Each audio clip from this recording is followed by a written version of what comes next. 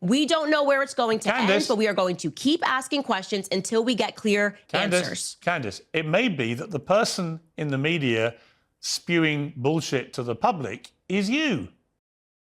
Add Piers Morgan to the long list of people who think Candace Owens is insane for being skeptical of the FBI narrative regarding Charlie Kirk's assassination, putting him in the same category as, say, Kash Patel, Dan Bongino, basically all of the Zionists, and all the people that just want to disregard the truths that Candace has revealed. So let's watch this. Let's see what happens here. This is going to be a fiery exchange, but I'm down for it. Please like the video and subscribe to the channel.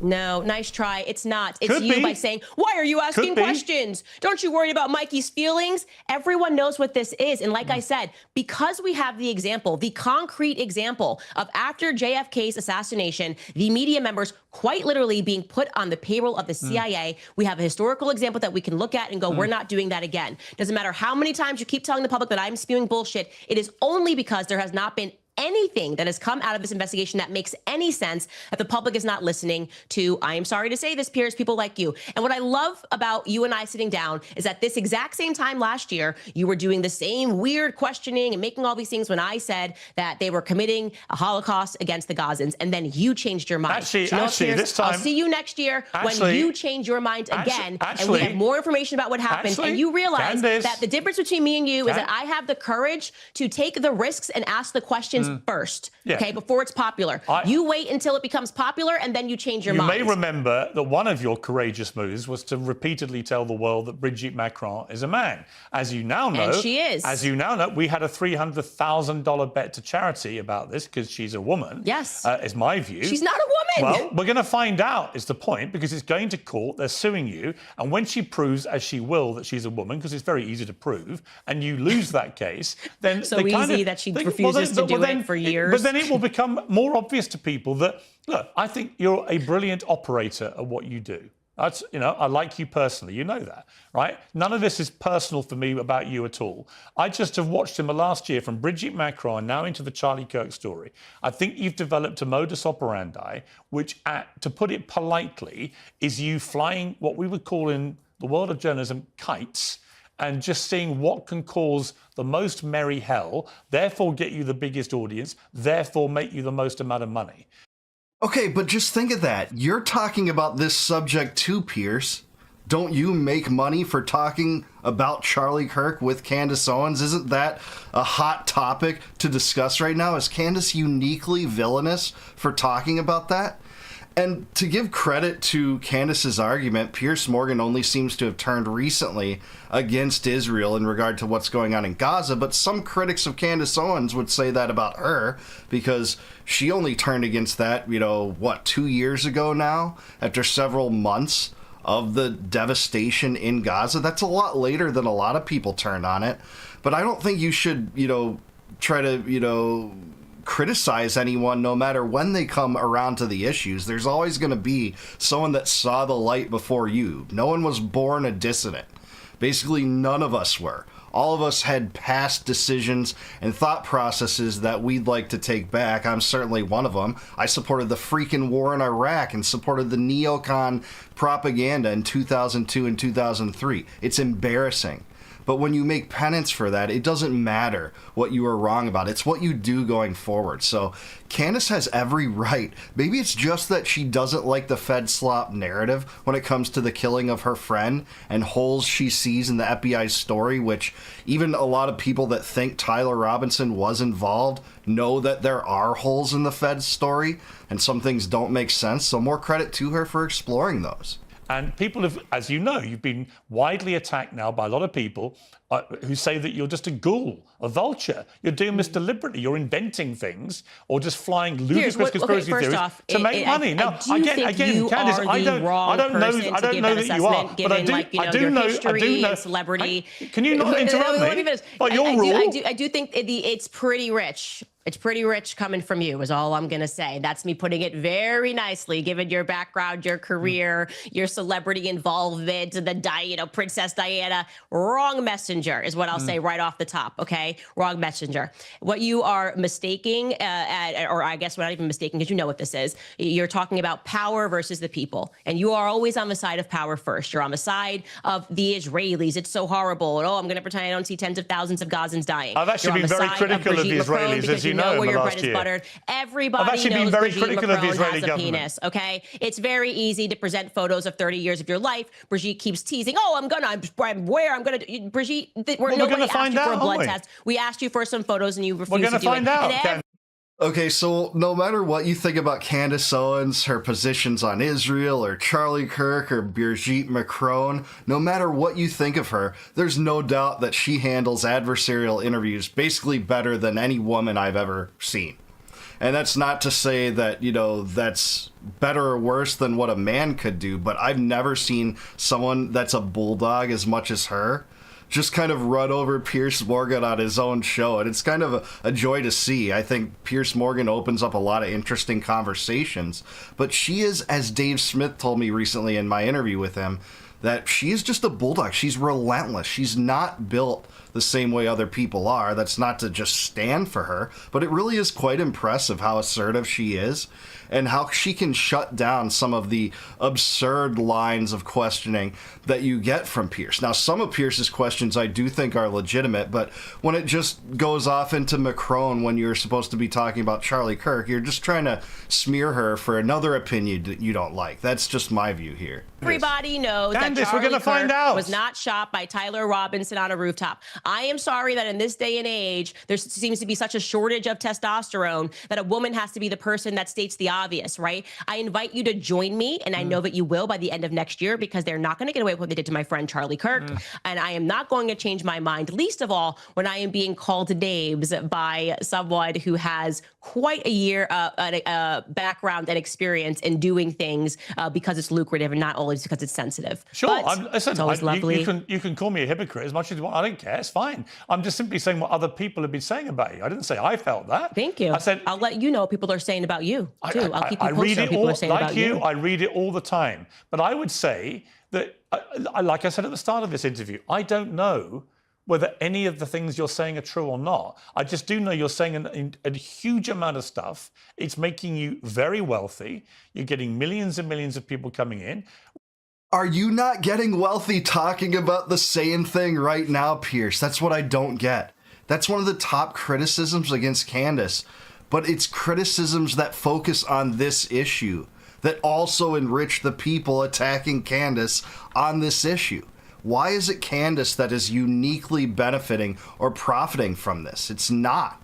Basically, everyone that's talked about this has benefited if this is their focus and this is getting clicks right now, myself included. Talking about this is relevant. You don't have to do it just for the money. You can do it for passion, too. This was her friend. So, she's talking about it, just like we talked about the Epstein files. We talked about the war in Iraq, the war in Iran, 20 years after that. Of course, you're going to talk about hot topics of the day, especially when she had this personal connection. She's not uniquely villainous for profiting off content that basically every pundit that is attacking her is profiting off too. Which by the way, what is this idea that it's making me very wealthy? Can you actually explain that slowly? Yes, I'm going to explain it to you slowly because I had a huge run-in, for example. This is just like a talking point. No, I'm going to explain exactly what I mean. When Sandy Hook happened and Alex Jones began weaponizing the Sandy Hook tragedy and weaponizing the grief of the poor parents who'd lost their children, and I began to attack him in public. And then eventually there was a court case and it turned out he'd been spewing deliberate lies, and that every time he spewed them, they found he made hundreds of thousands, if not millions of dollars in the immediate aftermath of spewing the repeated lies that it was all staged and the families were actors and so on, which he knew to be lies. Okay, so I'm not here to defend Alex Jones, but just to say that Alex Jones's viewpoint on this was that he didn't think that this was bogus, his story about how this was kind of a false operation. It was faked, right? It seemed like he genuinely believed that, and then when he came to realize that this was not a fake story. He apologized. He said, I was wrong. I got that wrong. He's talked about it in many interviews. So I don't think it's right to say that, he knowingly did it. He might have done that for a time, but later he reversed that. And he made himself extremely rich and ended up with $1 billion defamation finding against him because he'd been deliberately weaponizing people's grief. And the charge... I'm asking you to explain the actual financial metrics. How was he making money? I'm explaining to you the analogy, which is there are, as you know, right now, a lot of people, from Tim Pool to the New York Post to others, who've come out very stridently in the last week, and say that's exactly what you've been doing with Erica Kirk. Yeah, but you haven't answered the question. So this is just made up. As I said, this is just all fluff. You're suggesting that I'm making money. Did I sign a new advertiser? Are we reading more ads? Do we put this somewhere else? Do we sign the more a book views deal you get on YouTube, the more money you make. Did I sell a T-shirt? Okay, but come on now, Piers. Money on YouTube? Are you kidding me? I was already in a top 10 podcast globally before Charlie Kirk was assassinated. And if you think that I would want my friend to be assassinated so I could go from being in the top 5 to being #1, you're out of your mind. No, okay, I'm telling you, it's so disrespectful. That's the best point here, right? Like, would you really want your friend to die to profit off that, and then that's your motive? No, I think it's very clear she had a personal connection with Charlie. She wants to find what she considers to be the truth. That might not be what I think. It might not be exactly what Piers Morgan thinks in terms of what is or is not the truth, but she's searching for that too, and she's entitled to do that, by the way. And again, the people talking about this story are profiting, as anyone is talking about this that does get a lot of clicks, that does get a lot of viewership on YouTube for it. It's not uniquely her. So I just think this is the stupidest argument against Candace's investigation. It always has been. Tim Pool's going to blast her for that when that clip that Tim Pool made, flew off the charts in terms of how much widespread attention it got too. It's not like these people are not profiting off it. This works. It's a double-edged sword. You can't just condemn her for profiting off it if you're going to talk about it and profit off it. No, but the point is that everyone who is saying that I'm making more money cannot say how I'm making more money because it's just not true. Okay, so you're like, oh, she got a bump in viewership talking about Charlie. Your YouTube numbers everyone in the world because it was a public assassination. Yes. And then it went up in the weeks following, and it went back to normal. Candace, are your YouTube numbers up since you've been doing the Charlie Kirk investigations? What I am saying to you is that this is the exact same argument you guys had about Brigitte. So it can't, and then the same exact same but I think you were lying about Brigitte. About the Blake Lively thing. Okay, but what about the Blake Lively thing? So you can't keep saying that, oh, she's always in the top 10 because she's talking about something. Or this is my podcast and it's me. It's just me. People enjoy my podcast because I don't treat them like they're idiots. I don't treat them like they should accept that Brigitte Crone just can't present one photo of herself raising her kids across 30 years. It's just too much to ask. Oh my gosh, it's ridiculous. How dare you? It's such an intrusion of privacy. She'd rather file a transatlantic lawsuit than to just produce photos and put all of this to bed.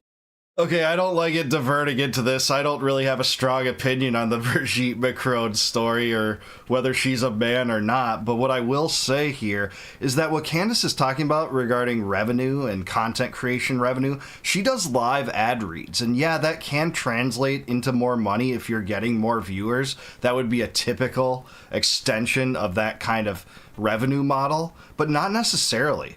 If you do have YouTube ad revenue through monetization where ads are inserted by Google, that would be driven more off viewership time and things like that. But Candace does live ad reads, so I wouldn't be surprised if she was making about the same or maybe even a little bit less since Charlie Kirk died, even if depending on the number of people that were buying the products that she's attaching herself to.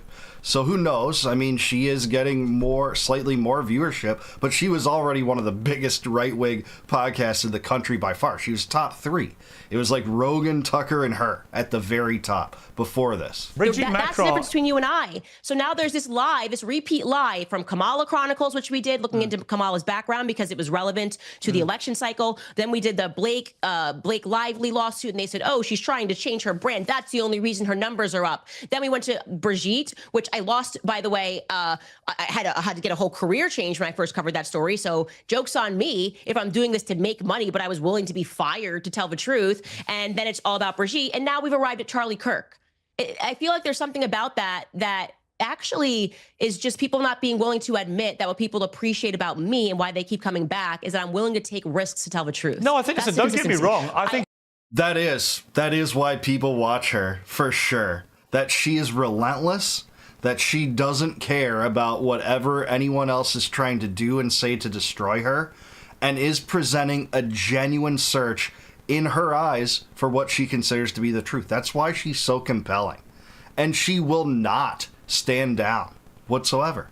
So that is why she has an audience. It's just so clear. I was already sold out on ads to the end of the year because our podcast was successful. Yeah, I have not sold a T-shirt, nothing with his name on it. It's just me.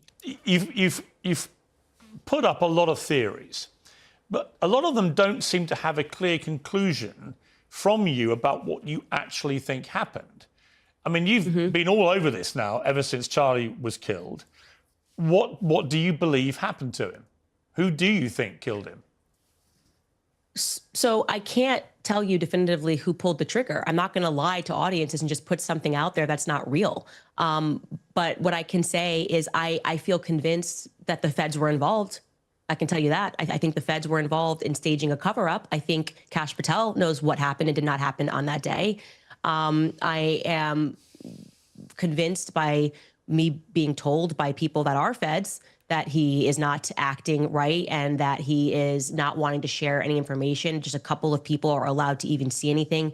A Fed told me that they can't even touch the Charlie Kirk file without risk of being fired, and that he's grown increasingly mad. The U.S. Marshals that were there when they were doing the quote-unquote manhunt for 33 hours said that Kash Patel effectively sent them on a wild goose chase, which is what was signaled to the public when he said, "We got him," and it was actually the wrong person. And so it caused people to stop looking because they were convinced that they had the shooter. Yeah, what I'll say about this, too, is that it's not your responsibility necessarily to name exactly a narrative that went on for doubting parts of a federal narrative or an FBI narrative. There's lots of stories throughout history where there was, conspiracy theories about, for instance, the second Gulf of Tonkin incident, which was a underhanded attempt by the government to involve the U.S. in the Vietnam War for really the first time, is to say that U.S. interests were attacked in the Gulf of Tonkin, and then we needed to get involved deeper in Vietnam, start a draft, get entrenched there for about a decade. That was the story. Not everyone, you wouldn't necessarily have the names on top of there. You wouldn't have the names of the people responsible for doing that, but there were holes in the narrative. Same with Waco. Same with the Wuhan lab theory of COVID funding and gain of function research. All sorts of these things, we don't know all the players. That doesn't mean that you can't doubt the Fed narrative and say, here's where I doubt this, here's where I doubt that. This doesn't make any sense to me. It's not your responsibility to name a culprit. Though, of course, that's ideal. It would be ideal for us to say, this is the conclusion I've drawn. If you're dug in so much on a particular theory, that is ideal, but it doesn't require that to poke holes in a narrative. And it's pretty easy to poke holes in CIA and FBI narratives, isn't it? They felt that was in order to allow the real perpetrators of the crimes to get away. But that could just be the fog of the immediacy of these things. We've seen it at Brown University, exactly the same thing. They thought they had the killer. They thought they had the killer. It turned out to be the wrong person. Right? It doesn't mean there's any great conspiracy by the feds to cover anything up. And again, even if what you're saying is true, I don't know. Maybe you're right. If what you're saying is true, what is it they're covering up? You've so far intimated or inferred something weird involving Egyptian planes. So, what's that about? You've inferred perhaps Israeli involvement in some way. You've certainly inferred a lot of Turning Point USA involvement. That's a lot of people getting involved here in the murder of Charlie Kirk, potentially. But what I'm really curious about is, given you've been all over all this and you've been airing all these theories, well, which one is it? It can't be all of these things. Is it somebody? Well, of course, is it someone at Turning Point USA? I mean, who do you actually believe was behind this? Of course, it can be all of those things. And what's really ironic here is that there's a clip of Charlie in the last months leading up to his death where he speaks about the JFK assassination. And he says that multiple countries were involved, multiple people were involved, the LBJ was involved, the feds were involved. And he's correct. That is what it means. When there is a conspiracy, there are multiple people that are involved. Yeah, that's the case. We've seen that video, and he said, doubt the official narrative. That he said that at a Turning Point USA event. Candace played it on her show. And he said, at first when this happened, people were following the standard narrative, but then more and more information came out, and it's pretty clear that there was a conspiracy to kill JFK. So he used that as an example to say, don't stop asking questions. Well, that's Candace right now. She's not stopping to ask questions. And along Piers Morgan's line of reasoning there, if I was Candace, I would have actually answered this slightly differently. She's brought forth a few major breakthroughs, as far as I'm concerned, about what the official narrative was and who was lying about it. Number one, Charlie Kirk turned against the pro-Israel cause in the last 48 hours before his death. Something that those closest to him, many of those closest to him, continued to lie about for 2 weeks straight, including Josh Hammer, a guy that was in that chat group when Charlie Kirk had said, I have no choice but to leave the pro-Israel cause. And not only that, was he not going to continue down the rigid Hasbara lane, at least according to his own words? This is not me saying it. He also said, no, I know that there's Zionist donors to my organization. I'm not going to try to ease tensions with them. I'm actually thinking about inviting Candace Owens to speak at the next Turning Point USA event. That's in his writing. That would not be what you want to do if you want to mend animosities with Zionist donors that have a problem with Tucker Carlson coming and speaking to your event. That's one. Number two, Candace was insistent early on when Benjamin Netanyahu came out and said, I did not assassinate Charlie Kirk. And by the way, what an insane thing that is to both purport that you are a friend of Charlie Kirk and believe that it's your responsibility to deny that you assassinated Charlie Kirk. Just totally bizarre. And then he read from part of Charlie's letter to him, most recently written and later divulged to the public in its entirety. He read the one line that said that, he adored Israel or something to that extent. But the rest of the letter was filled with animosity toward the Israeli regime for not giving the best arguments against the genocide in Gaza. Charlie Kirk was hearing questions from young people, and he essentially said, hey, we're getting our asses handed to us out here. I can't defend these things anymore. We need a new strategy. I don't want to be the middleman for it. Of course, Netanyahu didn't read that. And Candace Owens said, hey, there's more to that letter that you don't know. Release it in its entirety. Proven right. That wasn't the main takeaway from the letter wasn't how much Charlie Kirk adored Israel. And you can see that letter out today. Other things that are being withheld from us are the autopsy. Now, the family, from my understanding, has the discretion over whether the autopsy is released, but all we've gotten is bits and pieces and information from the surgeon about his neck stopping a 30-06 bullet. I've talked to some people saying that there's no possible way that could have happened. People that shoot a 30-06 a lot, people that are firearms aficionados tend to doubt it. Other ones say, well, I would generally tend to doubt that, but I've seen a lot of weird things when bullets hit flesh, and some bullets do things that others don't.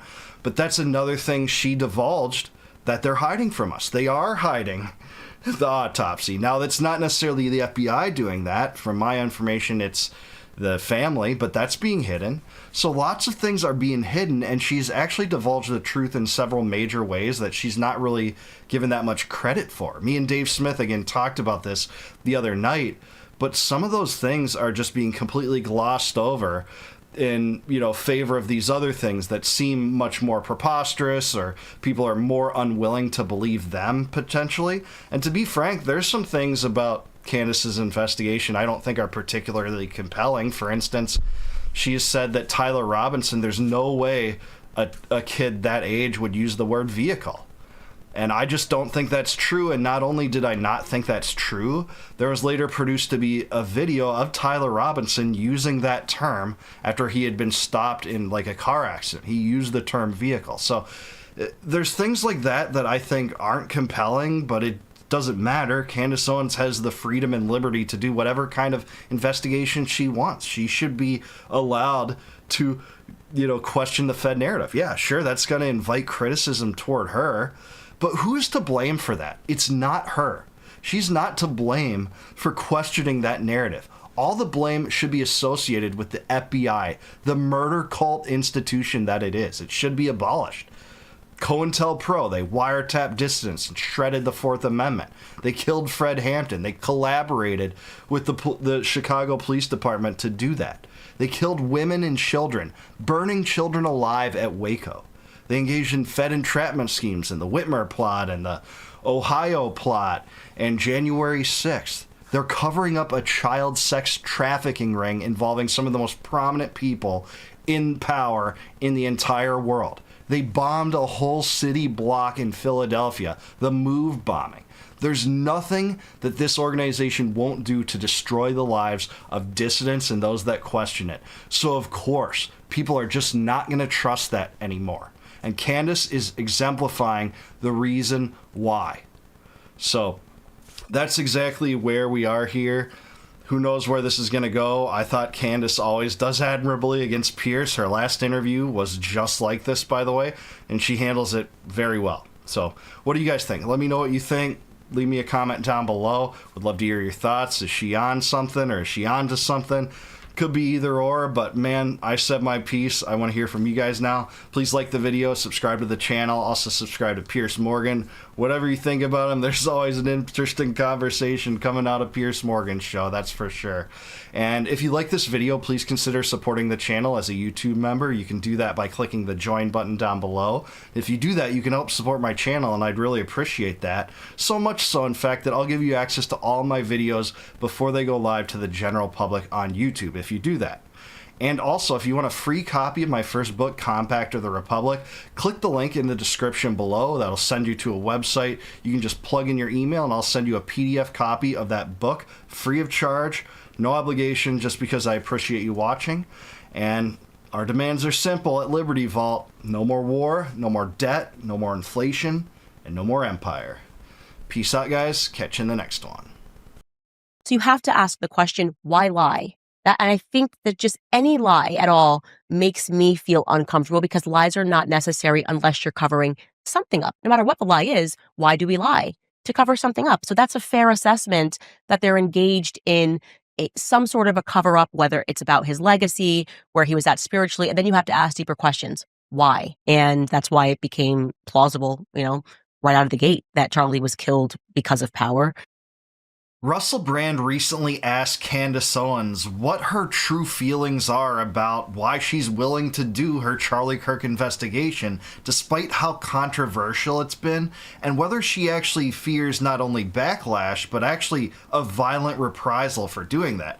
They get into these subjects and why it matters to America right now as it stands. So let's watch. Please like the video and subscribe to the channel. I can't watch all of your content. I make content. I've got children, so I can't watch all of anyone's content. But I know that what you're saying is essentially that people from Turning Point either knew about or are otherwise involved in the murder of Charlie Kirk. Tell me what is coming to you that makes you confident enough to say things that are going to cause so much consternation. Well, it's interesting. You've asked a lot there. Yeah, and so I won't talk for 20 minutes. No, but I'm glad you did, because there's a lot there that is important. First and foremost, just the idea of what is controversy. I think that in and of itself, we could spend 3 hours on, right? What is actually deemed controversial today? Okay.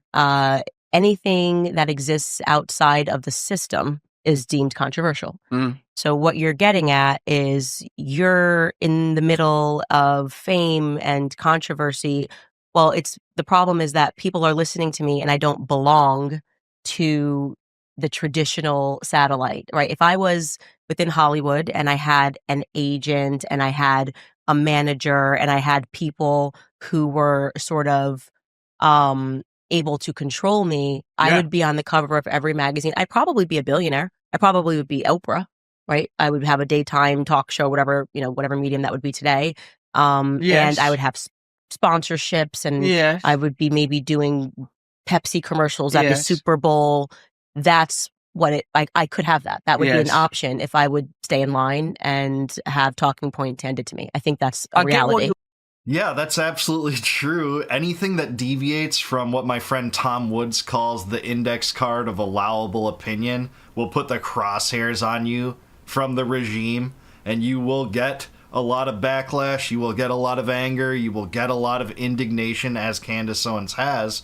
And you can apply this to really any spectrum in politics. For instance, if you don't toe the Zionist line and repeat the Hasbara mantra and propaganda that Israel's just defending itself, that, Israel has a right to exist, and, nothing in Gaza is their fault whatsoever, it's all Hamas, that is what the regime wants. So if you don't do that, like Candace Owens did there, she'll attract anger. Because she dares to say, hey, the FBI narrative is not only warped, but it's twisted and it's based on lies. That is putting the crosshairs on her too. Thankfully for her, and thankfully for Americans in general, the rise of the independent media is assuring that, people just don't trust the FBI anymore. It becomes less and less popular to just be drawn exactly to the FBI narrative in anything, let alone the Charlie Kirk assassination. I get what you're saying, but from the very beginning, you were as far as for as long as I've tracked your career, you were at the beginning Black conservative woman, right? So it's not, So I was always existing, and that's why I'm not a billionaire. That's why I'm not exactly. The point is, if I had gone through the mainstream, if you will, I would be much more successful today. I hear what you. is controversial is thinking outside of it, yes. being independent, and saying something is wrong with the mainstream. So that's where I am. Yes. And for me, I think since my earliest thoughts, I always kind of felt, and I talked about this week on my podcast, I just sort of always felt like an alien because I didn't understand it, right? I didn't understand people who lie, who are fake. I mean, when I say I've always been like this, my parents would tell you stories of how they would have to, and my daughter is this way now, so it's very funny, but they would be debating me when I was a toddler because, the traditional methods of just saying, oh, because I said so, I was constantly stirring up controversy by being like, well, Daddy, that doesn't make any sense. Mom, that doesn't make any sense. And I'm 4 and 5 saying, I require a little bit more than just do this because I said so. So it's who I am, right? I have been this, and I say probably the person that I'm most like is my grandfather. My granddad was stubborn and stubborn in the right ways, stubborn in his values, his faith, his family, and believed that deals should be done on a handshake. You should be able to look someone in the eye. I don't need a 300-page complicated contract. Yeah. If I say I'm going to be here on Monday, I'll be here on Monday. That's no longer the world. And so I think I'm a bit of an old soul. Yeah, I mean, that's why we love Candace Owens, her diligence, her relentless nature to search for the truth, defend the things she holds dear, no matter how unpopular it is. And it is so unpopular in so many circles, making her a pariah, not only to a lot of the people on the left, but also the people on the right. People from vast spectrums of America both hate her right now and love her right now for what she's doing, trying to get to the bottom of the Charlie Kirk assassination, trying to sift through the puddle of lies that the FBI has left with us, the unanswered information, the unanswered reasoning as to why so many people close to Charlie Kirk would lie about him for so long after his death, saying that he went to his death a devoted Zionist, even though Candace Owens revealed that he had said 48 hours before his death he had no choice but to leave the pro-Israel cause, in a group where some of the same people that continued to lie about him were in that group, seeing those words and knowing the truth, but went on to try to make this guy into something that would favor their preferred political trajectory. And that seems very, very not only odd, but evil and malevolent and outright dishonest. If you're going to call this guy a friend, that's exactly what Josh Hammer did. And then he went on to do this, knowingly repeating lies about Charlie Kirk and how he actually was wrestling with this Israel question at the end of his life, and not only wrestling with it, rejecting it at the very end, not only saying, hey, we're still going to have Tucker Carlson at our future Turning Point event, but let's invite Candace Owens too. That's in Charlie's own words, and yet they lied. So there's a lot of lies around this, and you might ask yourself, well, what else may they be lying about?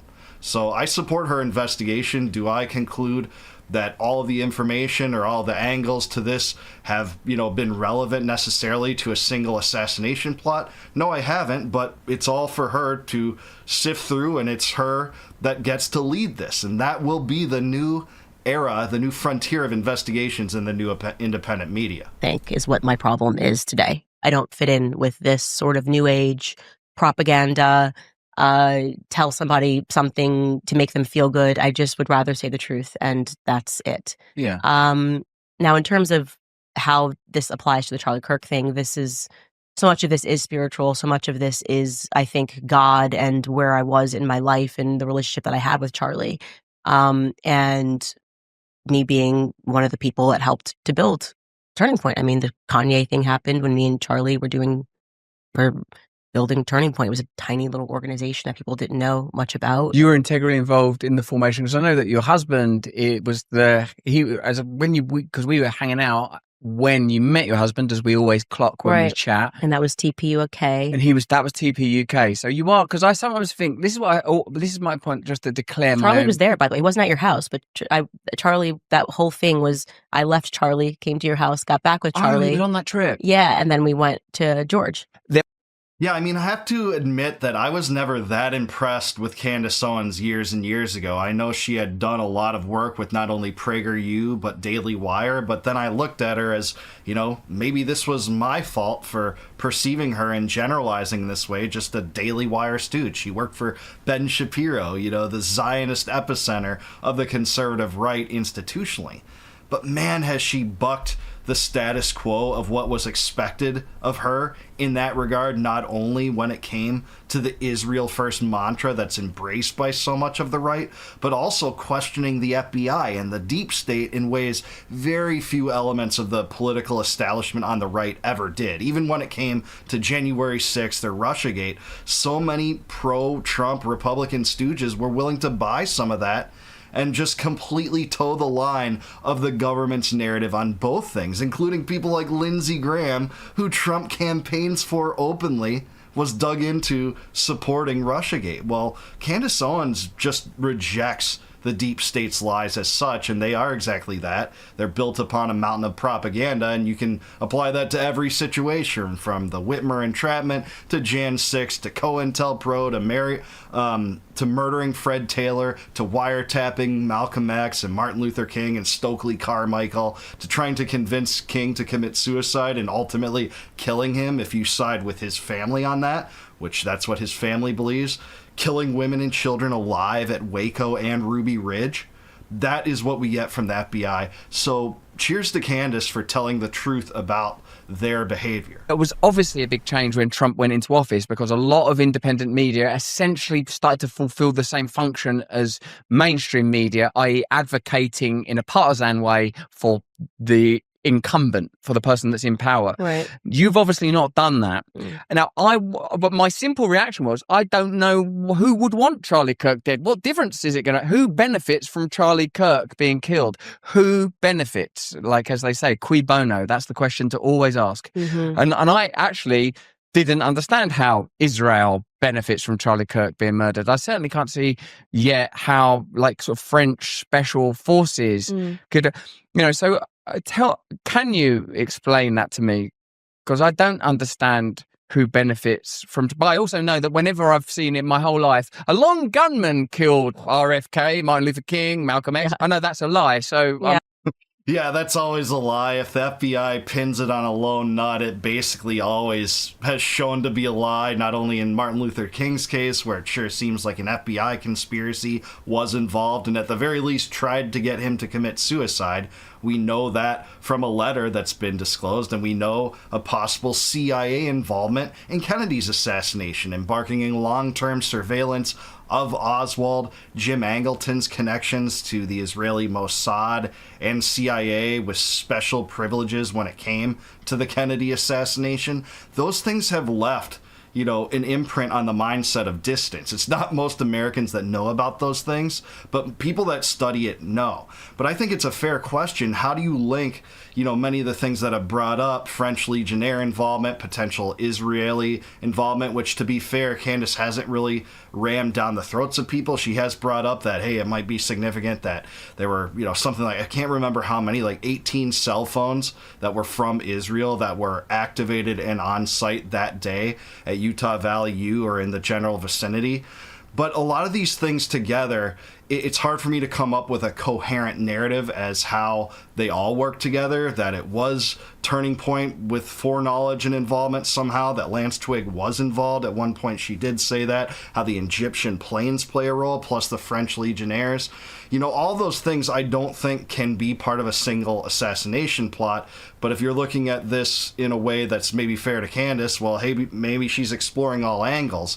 But at the same time, it's not just who you think would benefit that killed Charlie Kirk. Lots of people would, perceivably benefit or have motive to do it that did not kill Charlie Kirk. But it's somewhere to look, I suppose. Open. So what is it? So, look, I can tell you that from the moment that Charlie got shot, and I can't explain it, and maybe it's because Charlie would tell me all the time that he was going to die young, and I showed those messages, and I just knew that this was big. I knew it was big. I didn't have the players. I certainly didn't suspect Turning Point USA would be, as I believe, involved in a cover-up, and we can talk about what the motives are of that. They could be financial motives. It doesn't necessarily mean they were involved in plotting to kill him. And I've never said that.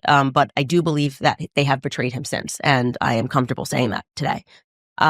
Because I know that they have told lies. I know that they have withheld information that if truly you were motivated by goodness and truth, you would come out and you would say it. Like there are people at Turning Point who Charlie texted the night before and said they're going to kill me. Well, if you're trying to figure out who killed Charlie Kirk, wouldn't that be a good thing to come forward with and to the public and say Charlie thought that he was going to be murdered the night before? And they're not doing that. So to me, to not assist that investigation is not something that I'm going to ignore. Also, to not answer basic questions that if I said to you, Russell, where were you when Charlie got shot? You're not going to get defensive and weird. You're just going to, I can tell you where I was. I was sitting planning my next show at the kitchen counter, and they are being very strange about details on that day. It makes me uncomfortable. If someone, the easier task, if the internet thinks that, Mikey McCoy, who was the person who, instantly picked up the phone and walked away when Charlie got shot, who was the chief of staff, if people find that behavior to be suspicious, and I do find it to be not what I would do if a shot went off. Obviously everybody else ran or ducked. Yeah, actually, that shows the potential for foreknowledge. That is something that Candace Owens has brought into her show, one of the angles she's explored. And it's not just Mikey McCoy's foreknowledge. It's supposed foreknowledge on behalf of another Turning Point employee that took the SD cards out of the camera, which Candace has said shows, potential an odd response. And then someone else that went back behind the podium, or not podium, but the area in which Charlie was hearing this, delivering the speech, right after he was shot, right after blood gushed through his neck, and people saw that on camera or the people in person. There was another Turning Point employee, I think his name was Tyler, but I could be wrong about that, went back behind and said Charlie Kirk's just been killed. They just killed Charlie Kirk, implying that there was possible foreknowledge there. So I don't know if it's just a cover-up, that if you listen to her episodes as she is purporting here, it's at least foreknowledge, which some could interpret as involvement in the death itself. That is possible too. I just want to be fair about some of the things that she has said on her shows. And he instantly picked up the phone.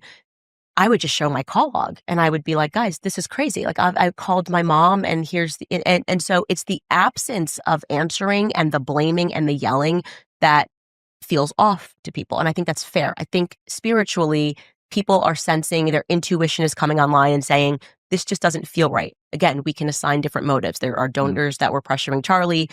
Those donors are still there. They could be saying, we want you to never tell us to make it so that he is his memory, rather they're fighting over his memory, his legacy, that he was Judeo-Christian. I'm not comfortable when the spokesperson of Turning Point USA comes out and essentially tries to paint a picture like I'm lying, when I very lightly in reminiscing about me and Charlie mentioned that, our last conversations, just like I would say this if you, God forbid, died tomorrow. Don't use that as an example. Yeah, but I would say I was pushing Russell to become Catholic, because that's true, right? It would be very strange if your spokesperson came out and said, that's absolutely not true. He was not praying the rosary. She never had this discussion. That's what Turning Point USA did. There was a discussion between Andrew Kova and Alex Clark, because I don't know why, but the Judeo-Christian syndicate of influencers seized on this one sentence I said. It never was meant to be antagonistic. It was just an honest, like, we were talking about Catholicism, and they all started making videos saying it's absolutely not true. Charlie never flirted with it.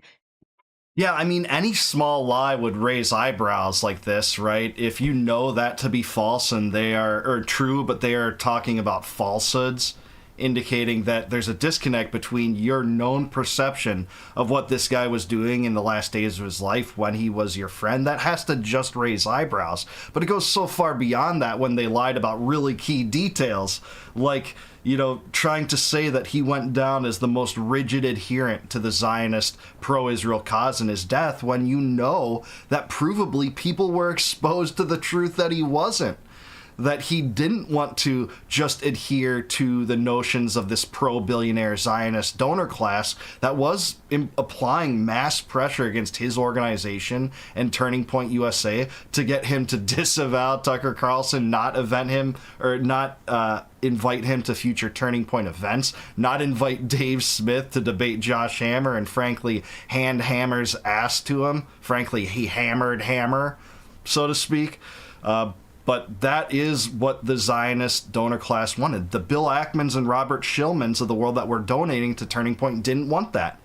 And despite the money that came with them not wanting that, turning away from this, it was a turning point in some ways. Charlie Kirk said, no, that's not what we're going to do. I have no choice but to leave the pro-Israel cause. That's an even more significant lie that Candace has noticed, and so have those that have followed this case. Turning Point knew that Charlie was going to mass, sometimes daily. They knew he was praying the rosary. They knew that Erica took a priest to pray over his body when he died. So you have to ask the question, why lie? And I think that just any lie at all makes me feel uncomfortable, because lies are not necessary unless you're covering something up. No matter what the lie is, why do we lie? To cover something up. So that's a fair assessment that they're engaged in some sort of a cover up, whether it's about his legacy, where he was at spiritually. And then you have to ask deeper questions. Why? Everyone in the world, after you watch Charlie get publicly executed, sensed fear. If you were in the public sphere, I think you probably felt, whoa, chill. Every person, I think, realized, wow, this is not, we're in politics. And we are now seeing what the political system is, and they are willing to kill for power. And that's why it became plausible, right out of the gate, that Charlie was killed because of power, before they even came out with kind of the ridiculous story about the 30-06 and the Superman neck, and because he eats carrots, whatever it is.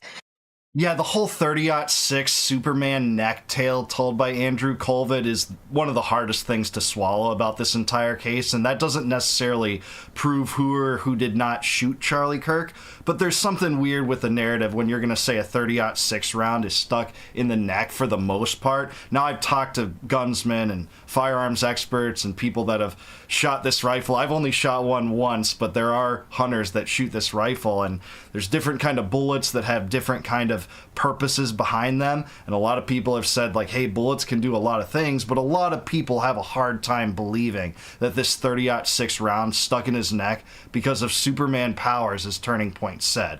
So stuff like that doesn't really conform to a narrative that most Americans are willing to accept as to why this case needs to be scrutinized. Every aspect of it needs to be scrutinized when we're not given answers. And hey, they say, wait for the trial, there'll be more answers. Well, maybe, but that shouldn't stop citizens from investigating a fire when there's just smoke, looking for a fire when you see smoke. People sense that there's a possibility here that the world could be this evil. And I think that also, by the way, is what gripped people globally, was you kind of saw this guy and you felt spiritually impacted by watching him be publicly executed. If Charlie had died in an accident, I don't think it would have had the same impact, but they chose to publicly execute him. And so, yeah, of course, there was an element of, okay, this is getting real, this is getting serious.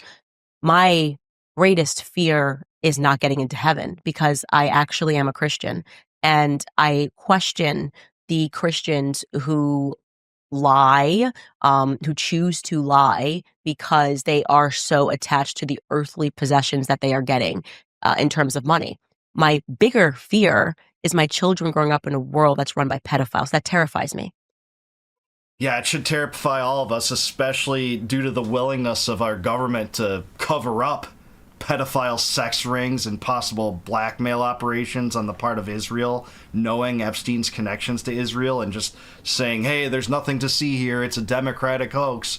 You know, it's boring, don't look over here. Hey, let's bring up all these red herrings to get you to look elsewhere, trying to cover up for 11 months, which, by the way, is another issue that Candace Owens was 100% on the right side of. And just this attitude that she's talking about here, her greatest fear being not getting into heaven, that's absolutely the greatest fear that any Christian should have, if you ask me. And that is what I try to think about sometimes. I'm not perfect in setting my priorities all the time, but that should be at the top of a priority pyramid for Christians. And look, I think this is why Candace Owens is infinitely more redeemable compared to all of her adversaries, because no matter how many angles or pieces of evidence or, you know, things that she brings up that could be related to this and could give a better explanation than the FBI's absurd explanation, is healthy to look at. It's healthy to examine, especially in the world where people just outright reject FBI investigations on face value for good reasons, because, like I said earlier, just look at their history. And all of these things are just being shoved in our faces as being wrongful conspiracy theories, in the same way that they said, hey, you know, it's just a conspiracy theory if you think they're going to lock down the country for more than 2 weeks. It's just 2 weeks to flatten the curve, like they said during the COVID regime tyranny. Or, hey, you know, you're just a conspiracy theorist if you're talking about this Hunter Biden laptop that the corporate media is supposedly trying to suppress. That's just a conspiracy. Or, you know, you're just a conspiracy theorist if you don't think that the Russians destroyed their own pipeline at Nord Stream. All these things are just absurd, that, you know, have just been revealed to be such due to better examinations of the facts that always seem to contradict the traditional narrative on a lot of these things that are viewed as dangerous to the national security of the United States. So, you know, explore all you want. Candace, I say more power to you. Do I think that you have to be right about everything, or that you have to reveal all of the answers in your investigations for you to at least be taken seriously or plausibly? No. I'm glad you have so many people that look at you and look at what you're doing, not necessarily adhering to every single piece of fact that you bring up or piece of evidence that you think is relevant, and, you know, think that's much more plausible on face value than the FBI narrative, because let's face it, it is. So more power to her. I'm so glad there are people like Candace who aren't fearful of the truth, even when it's most controversial, to raise topics like this. And it's investigations like this that I do have hope will be part of society in general, and the collapse of the institutional integrity and Americans' faith in the deep state. And too many Americans are still too faithful toward the deep state, have too much deference toward it, but that becomes less and less true over time, especially since 1963, when they, and yeah, I mean they, killed Kennedy. So that's where we're at. I'm glad Candace is out there. She's infinitely more redeemable than all of her detractors, the Zionists, that no matter what she says, she has to be wrong because she doesn't toe the Hasbara line. But let me know what you think. Is Candace Owens right about this? Do you think that she's uniquely courageous and heroic? Let me know in the comments down below. Please like the video, subscribe to the channel. Also subscribe to Russell Brand. Great segment with Candace. I'm glad he had this interview. Don't always agree with Russell, of course, but this was a good discussion. A lot of interesting questions as part of it. So take a look at his channel or the full interview if you want. Also, if you like this video, please consider joining the channel as a YouTube member. You can do that by clicking the join button below. And if you do that, you can gain immediate access to all my videos before they go live to the general public on YouTube. So you'll be able to see those members only videos right away if you do that. And I really appreciate it if you support me that way. And if you want a free copy of my first book, Compact of the Republic, click the link in the description below. It'll shoot you off to a website. You just plug in your email and I'll send you that book in PDF form, absolutely for free, no obligation, just because I appreciate you watching. And until I see you guys next time, no more war, no more debt, no more inflation, and no more empire. Peace out, guys. Catch you in the next one.